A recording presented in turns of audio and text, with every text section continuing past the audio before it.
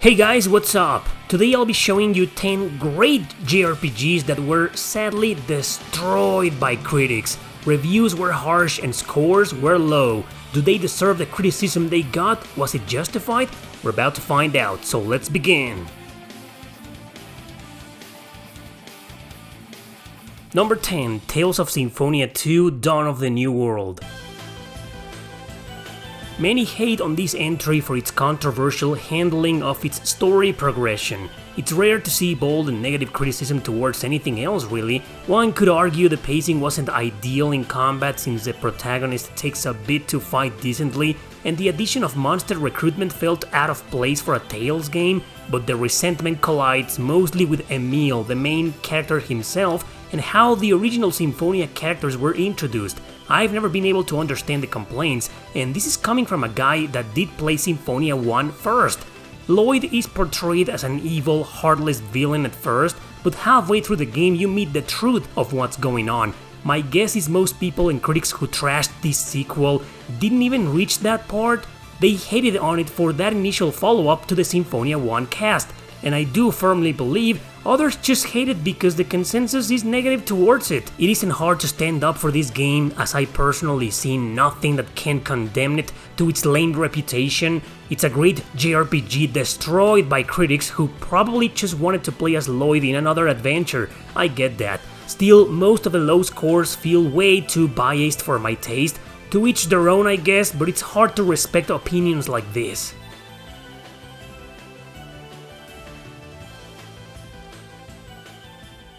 Number 9, Suikoden 4. I think the consensus towards the main series is like this: 1, 2, and 5 are held in high regard. 3 is the one with mixed reactions but still with a fairly positive outcome. 4, however, is the one great JRPG destroyed by critics. Well, there's always gotta be a black sheep in the family, right? I admit this game deserves the title. Besides, I may be biased since I'm a hardcore Suikoden fan, so of course I'll defend it. But I'm not blind to its flaws. I think what killed it for most people was the navigation at sea. It's bland, boring, very slow, and full of random encounters. I mean, the whole point of this entry was to have it revolve around sea, since the setting is on a bunch of islands. Still, it was poorly implemented. Navigating faster and with no encounters would have been much better. Other downs lead to the reduction from 6 party members to 4 during battle. I'm not sure how that's a big negative, but I can see why it bugged a lot of Suikoden fans. Story being about 15 hours long disappointed some, especially since a lot of that time was spent traversing at sea. In my opinion though, despite these flaws, this is still a great game, truly worth playing, and even revisiting a couple of times to get all characters if you didn't get them the first time. A remaster should fix some of these issues if it ever gets one.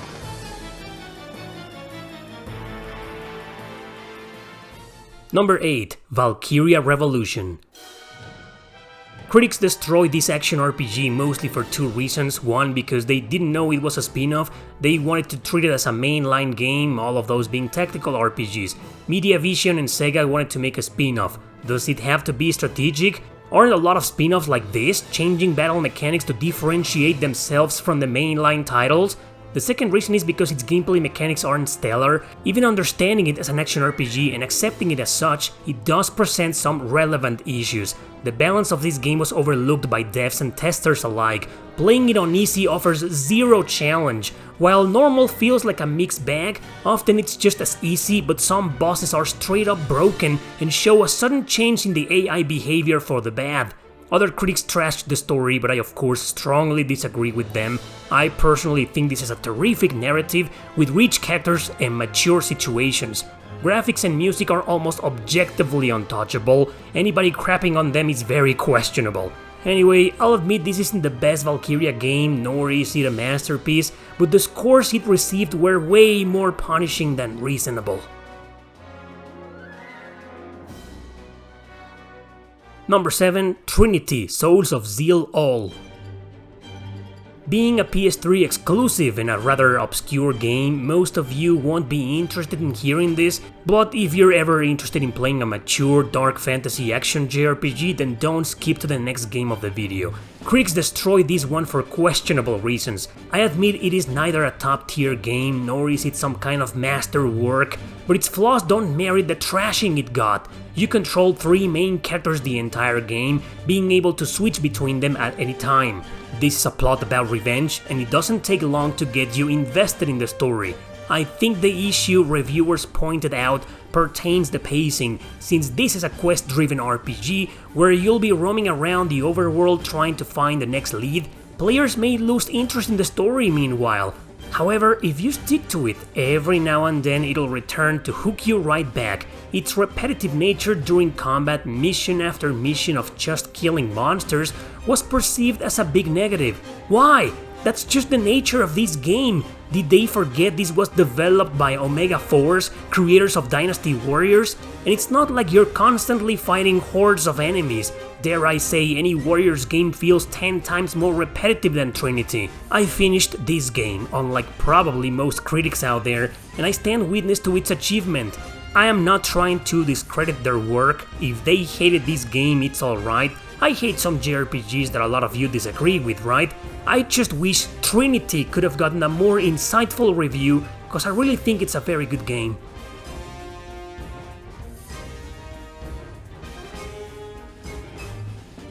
Number 6, Drakengard 3. This is another PS3 exclusive, still a great JRPG destroyed by critics. Well, guess what? I love it, and you've probably seen me praising it before, but I sure do agree with the majority of its criticism. Frame rate issues, obnoxious camera, stupid requirements for the true ending, and the worst of them all, horribly designed dragon missions. So gameplay-wise, it is indeed a convoluted mess, but not everything is bad. The action is solid, the weapon system is fun, controls for Zero are chaotic but engaging, and you gotta love the freaking story, man. It might just be the most politically incorrect JRPG I've played in my life. Maybe some critics trashed it because of that, I don't know. Probably missed the mature rating in the cover, never mind that. It's such a shame that the developers and Yoko Taro couldn't really figure out the technical issues of this game. It wouldn't be quite the wrecking mess it is had they done a better quality test. Moreover, it's a Square Enix game, and that means the company should have increased the budget for a much better performance. Still, while the technical issues are honestly inexcusable, things like the story, the characters and the gore, oh yeah, easily make up for its frantic gameplay. I think critics were more than harsh with this one. It deserves the insults, yes, but not the bullying.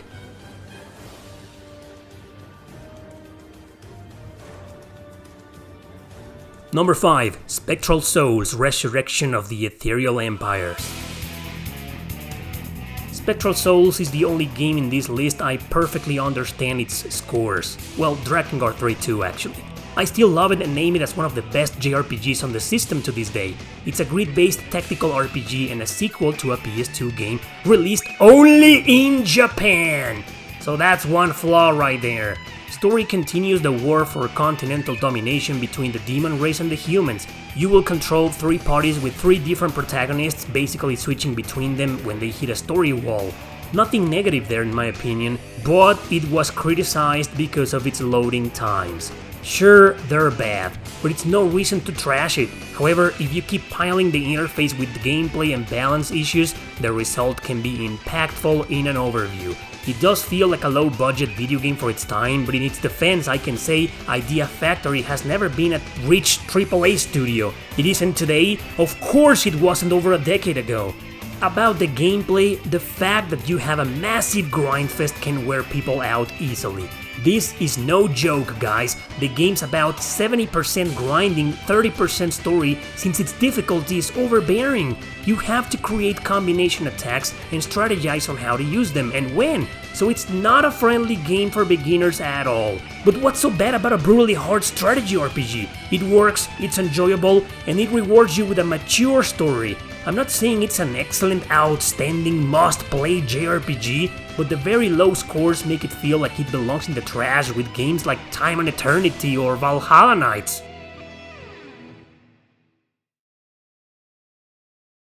Number 4. Eternal Poison. It's hard to believe that after seeing me praise this game over and over again over the course of the years, the truth is that critics destroyed it back then. Flight Plan, creators of the light-hearted Summon Night series, decided to go dark and gothic for this one. An adult plot about a bunch of parties seeking the mysterious eternal poison for their own goals. Political power, personal gain, evil means, society control, demon control, you name it. While some characters portray noble intentions, others seek to satisfy their twisted desires. Not to count the many unexpected plot twists the story has to offer. It also has excellent voice acting with some of the best English actors of its time. Graphics, character design, the overall visuals are gorgeous and the soundtrack is just not to be trifled with. So why was Eternal Poison trashed back then? The interface, plain and simple, like in Spectral Souls, because I think the map design, monster design, boss battles and the like, while criticizable and imperfect, hold nothing truly negative inside. So by interface I mean how the entire game controls. As a strategy RPG, it suffers from severe loading times during skill animations. It takes a while to load them. But you know what? You can skip them if you want to or turn them off, so what's the big deal? Another thing is that moving around and performing actions can be sluggish, but I mean, just look at this. Is this really a problem for you? However, this is not a AAA game, so what the hell, right? Were critics expecting it to be the next Final Fantasy Tactics? Other critics pointed out smaller flaws, but nothing worth mentioning. Overall, I think this is an excellent game. Others may disagree, and once again, to each their own. But I can't stress out the fact that all these low scores feel either biased or somewhat suspicious.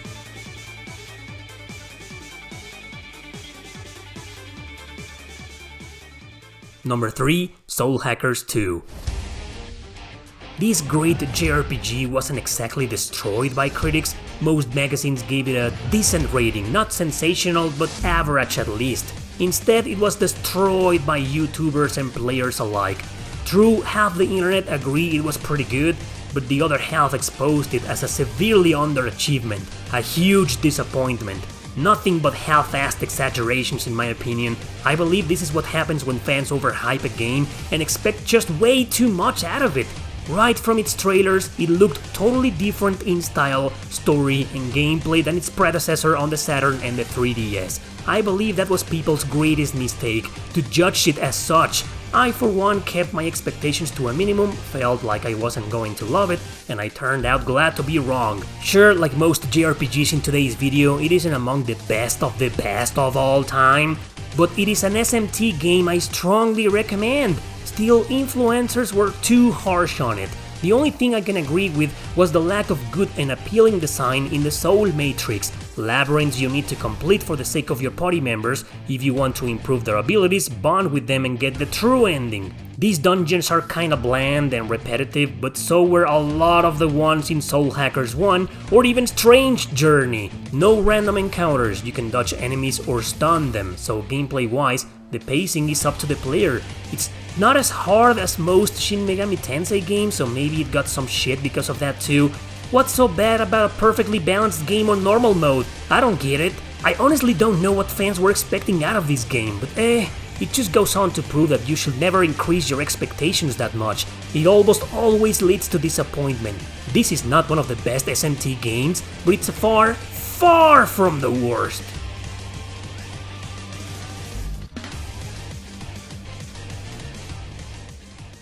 Number 2. Fate Extra. Obviously, the main reason why critics destroyed this game at first is because its visual novel elements. Truth is, nobody knew what they were getting into here. It looked like a visual novel, a high school sim, a dungeon crawler, a game with a weird turn-based battle system. It was a very original game, but when devs try to change the nature of a JRPG like they did here, it sure raises some questions. But it is also widely known that humans tend to reject that which they cannot understand, even persecute it or harm it, just like they did with Fate Extra. It's hard to get into, hard to appreciate, and well, hard to understand, I agree. But if you pay attention, it's just a video game where the goal is to train your servant for a tournament in order to win a prize, the Holy Grail. That's it. Combat is unique, but it is not hard to understand. For the regular monsters, you gotta memorize the patterns and try to guess what they'll do next so you can choose an attack to counter it. It's tough because you need to select all your moves for the first turn, which makes it unpredictable at first, but it is precisely that which makes it either quite engaging and addictive for some, loathsome and annoying for others. And with such an intriguing, bizarre and fascinating story here, it doesn't matter if it's just dialogue or visual novel reading, the plot makes it up for any nuances, but that's just my opinion. I love this game and I can't wait for its remake. Hopefully that one will do better with these harsh reviewers. Hands down, this game is amazing, but I understand it's not for everybody.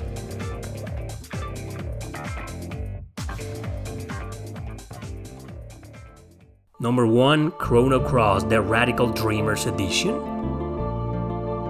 Don't worry, Chrono Cross on PS1 was critically acclaimed. It's the remaster Square Enix did for modern systems that got all the heat. And all because of some visual and technical issues.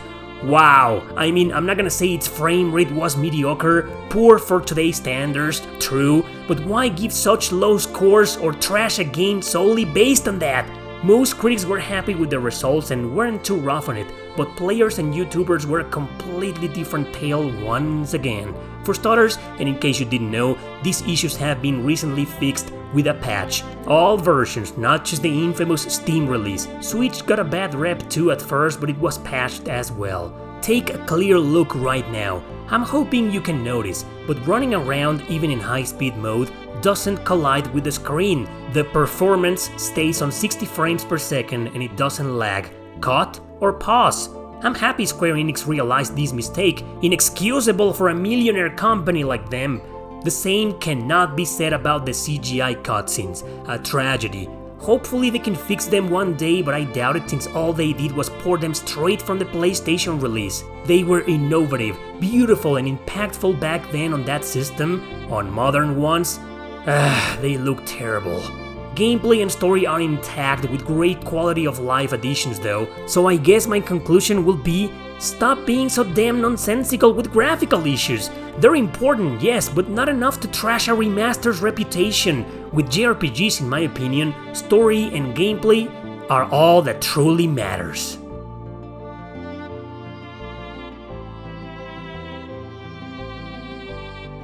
That's all for today, guys. Thanks for watching.